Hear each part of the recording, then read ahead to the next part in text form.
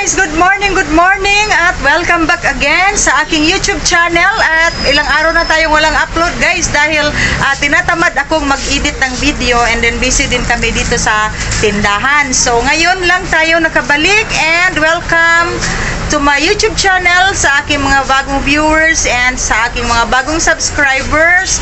Welcome sa aking YouTube channel, Ate Gina's Vlog, Meat Shop plus Sari-Sari Store. At kami guys ay galing sa Oyanggorin. Namili kami ng palm oil, no? Update tayo sa palm oil ngayon. Ang presyo ay 83 pesos per kilo na lang ang kanilang wholesale. And then, before kami guys pumunta ng Oyanggorin ay dumaan muna ako sa Landers, no? Dito sa Davao may Landers na dito, parang S&R din siya. And then nagkuha ako sa aking membership card. Tapos meron kaming napamiling kaunti lang guys kasi mahal doon. Oy, mahal man gyud dito guys. Oy, unsa lang among gikuha, nakapalit ko og mega sardines 22 ang family. 22, 23.50 ang mega sardines. So, kato lang ang barato sa Landers na akong napalit. And then, meron kasi silang piso deal. So, nakapili ako ng dalawang hand towel or face towel. Piso lang. Pangaso tong piso nga towel? Piso. Oh, na piso nga towel dito. And then, after Landers and Oyanggorin ay dumaan din ako sa Lots for Less. So, meron tayong kaunting groceries na pinamili. And then, kahapon, nag-pick up tayo ng isang buong carcass, karning baboy. 285 pa rin. Dala dire ang presyo. Dala please. 285 pa rin guys ang presyo ng ating pork carcass. Pero, sa Chubbs ay 315. Kaya nga, hindi ako kumuha ngayon sa Chubbs. Napakalaki guys ng diferensya sa presyuhan nila.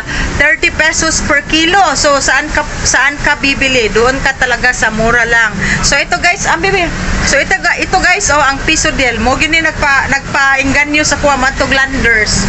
Piso, pero gwapo man po siya. Doon ka buo, kag isa green. Piso lang, worth 1,000 pesos. Mag-purchase ka dito. And then, kay piso ani. Piso na lang gini siya dahil. Tinood yun na, piso na yun ni. And then guys, ang dami nating Virginia hotdog ngayon kasi noong Monday, ang ating na-purchase ay worth 5,000 pesos. Tapos, meron tayong French fries ng Virginia.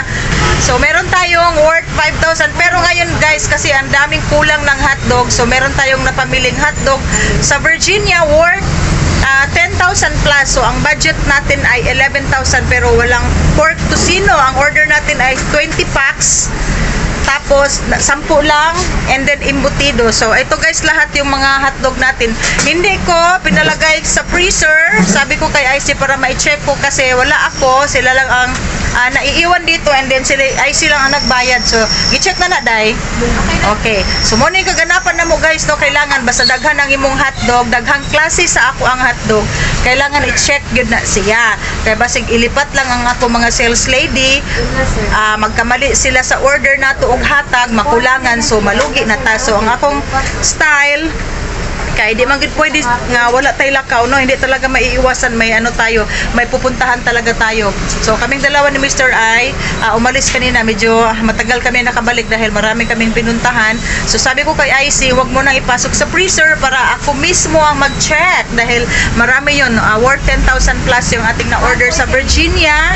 And alam nyo naman, baka may kulang. So basi malipat ang atong sales lady, yun niya kulang ang ilang ihatag, so malugi na ta. Inana ang akong ginabuhat. Pagdaghan akong order, ako mismo ang mag-check. Okay, at isi-share ko sa inyo, ipapakita ko sa inyo ang aming kaganapan ngayong araw ng Thursday. And thank you so much for watching my vlog and bye-bye! So guys, ito yung order natin sa Virginia. So isang box ito, malaking box. And then meron pa dito ito sa red. So ito guys, lahat worth 10,000. Marami yan siya. Na-check na ni IC. Nag-display na mo ani. Okay, sige lang, wala talaga ko kadali. So yan, at ito, so ito yung ito yun guys sa Lots for Less. 4 na cellophane. Tapos ito ang ating mantika, and ito guys sa Landers ito. So ang tatlong asa man ang ubang Sprite? Dito sa pool. Duha lagi gawas ni Kuya? Okay. So, ito guys, 117, tatlong piraso na siya. So, nagiging 59 lang ang ating puhunan dito. Tapos, ang ubang cellophane ay na dito. Guys, ito yung ating sardinas galing ng Landers. Yan. Medyo mura ang kanilang mega sardines and ang kanilang family. So, ito pa pala, mga kasari, yung ating napamili sa Lots for Less. So, ang daming ipapasok natin na hotdog. Naay, pata? Okay. Sa Isaiah ay nag-chop ng pork pata. And ito yung ating pork pata. Ang mga ribs mo na lang ni ribs. So, ito yung pork chop and pork belly and pork pierna. Hotdog natin, mga chorizo and whole chicken natin from farmers. And ito yung ating quarter leg and chicken wings. So, time check tayo ay 3:35 ng hapon. Okay, at marami pa tayong Triumph Oberon's ice cream natin at ang ating mga KitKat chocolate. Yun guys, doon ko i-display yung doon ko ipapasok yung ating mga hotdog. Itong dalawang box na hotdog. And maraming egg si Kuya. Wala na natin ang white sugar. White sugar? May price na 26 28 daw. So, my excuses. Okay guys. So, ito yung ating update sa ating sari-sari store and meat shop. Ngayong araw ng Thursday at matagal na tayong hindi nag-vlog. Parang 6 days na yata. 6 days or 8 days. So, eto guys, meron akong maraming Alfonso dyan kasi pinuntahan ako dito ng panel ng Alfonso. 284 na ang puhunan. Nagtaas pala yan. So, ang benta ko ay 340 and meron akong Andy Player. 99 ang puhunan. Pero pag sa guys, sa panel, parang mura lang yan siya. So, nanaiming pata sa panel pag moanhi dinhi. Ginebra. So, ito lang guys. Tanduay Select. Kung ito. So, ito yung ating Boltless Rock. And mga tomato sauce, spaghetti sauce dyan. And si Mr. ay may egg na crack maning isa ni mo pang. May egg na organic. Kasi meron kaming maraming si Mr. sa likod ng tindahan namin. May mga manok. Ang daming manok. At meron din akong mga Cobra and Coke dyan. So, kahapon, nakabili tayo ng Fresh Mickey. Okay ay. So, ang dagko daw ay. Ang dagko daw ay lahi man na siyang price. So, yan guys. So, yung ating pork pata, kanang diha kutob, mahal na siya. Kay unod dun man. Ang katong tumoy, mabarato na to mong baligya. So, dili pa rin nagpresyo guys. Kaya ang customer mong piliun nila ang daghag unod. So, kailangan nga ipatanggal nila tong kuan, katong tumoy na. So, muna medyo mahal na siya. Muna order ni Mr. Nga mahalon daw na namo siya. Mahal daw siya gamay. Okay? Ang ating mga ricados dito. And muna ni among forma guys. So, nanada sa kilid ang ako ang gardenia and freeze and chiller. Okay. So, ang towel nga tagpiso. Sus, nalingaw din ko sa towel nga tagpiso.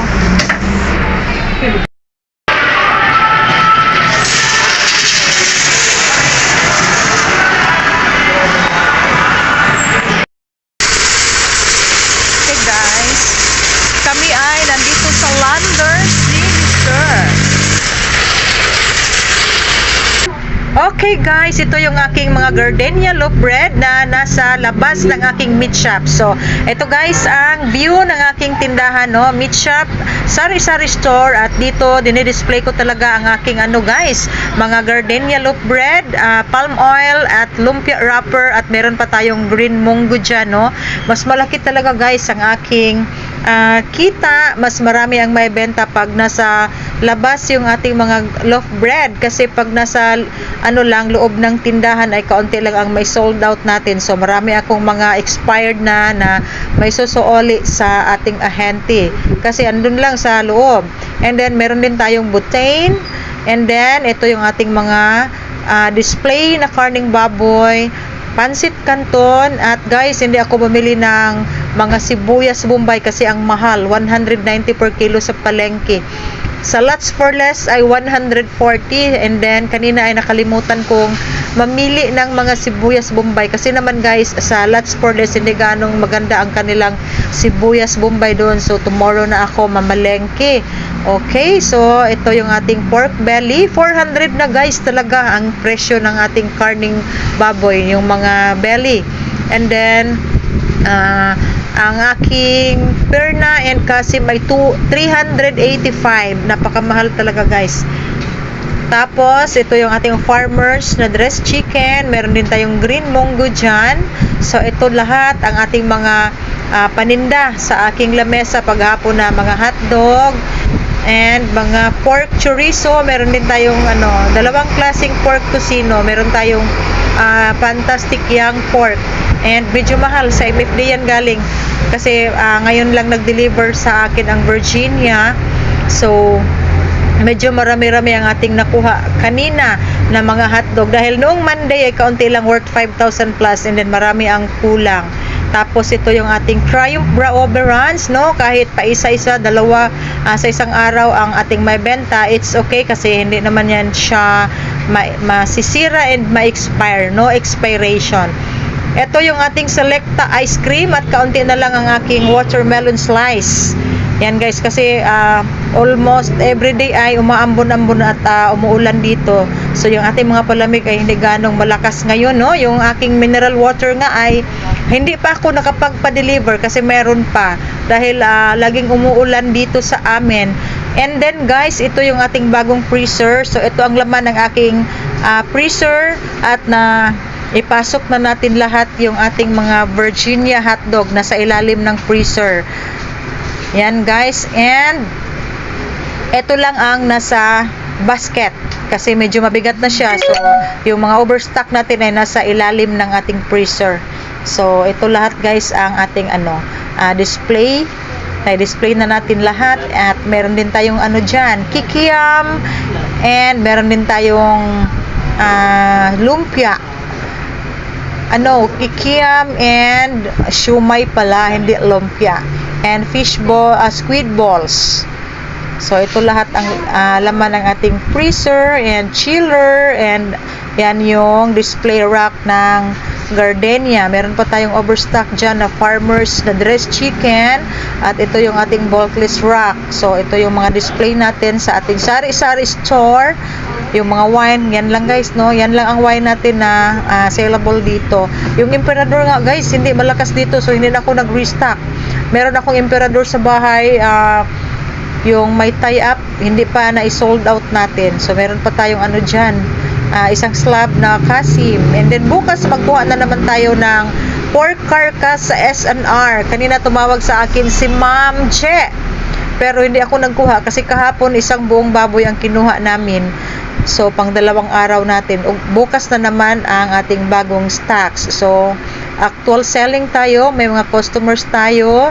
So ito guys, may binili silang karning baboy, yung ating mga customers. So actual bintahan tayo. Yan guys, kasi hapon na